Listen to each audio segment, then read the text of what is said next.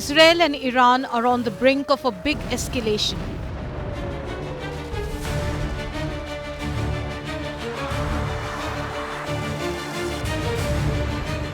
Two loud explosions were heard in Tehran on Tuesday morning.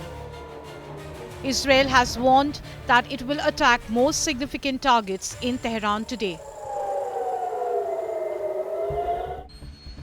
Latest images released by Israel showed strikes on F-14 fighter jets in a Tehran airport, apart from strikes on trucks containing weapons and launchers on the way to Tehran.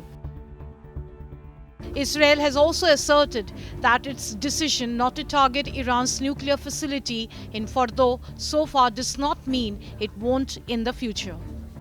Israel has dealt another deadly blow to Iran after laying majority of Iranian military top brass to waste just days ago.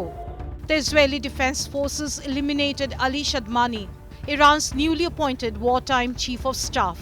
Shadmani was the most senior military commander and the closest figure to Iranian Supreme Leader Ali Khamenei. His predecessor Hossein Salami was killed just days ago by Israel in a similar strike. Tonight, following accurate intelligence received by the intelligence branch, we eliminated Ali Shadmani, the war chief of staff, the most senior military commander of the Iranian regime. Shadmani only managed to hold the position for 4 days, and we also eliminated him. We will pursue our enemies again and again using advanced intelligence capabilities, exploiting opportunities, air superiority, and complex operational planning. Israeli Defense Minister Israel Katz, meanwhile, has issued an open warning to Iran's Supreme Leader Khamenei, claiming he could end up like Saddam Hussein. I warn the Iranian dictator from continuing to commit war crimes and fire missiles at Israeli citizens. He should remember what happened to the dictator in the country neighboring Iran who took this path against the state of Israel. We will continue today as well to operate against regime targets and military targets in Tehran, as we did against the Propaganda and Incitement Broadcasting Authority. Israeli fighter jets also launched a wave of targeted airstrikes deep into Iranian territory, including a shocking strike on Iran's state broadcaster headquarters in Tehran during a live transmission.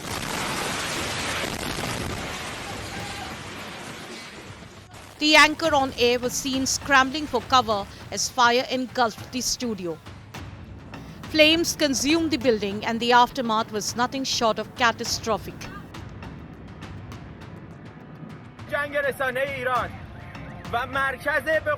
A senior reporter for Iran's IRIB news agency stood outside the burning headquarters with hands stained with blood.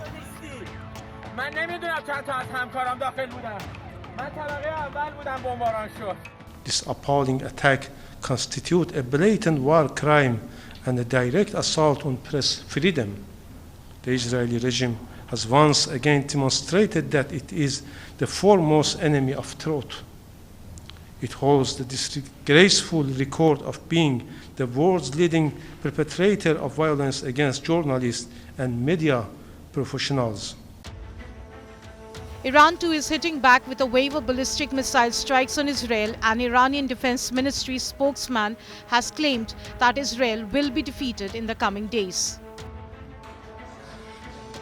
The Zionist enemy does not have the possibility of resisting and enduring a long war, and therefore this regime will be defeated in this imposed war.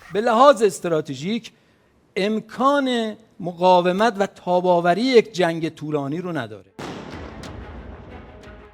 Are Israel and Iran now at a point of no return? Bureau Report, India Today.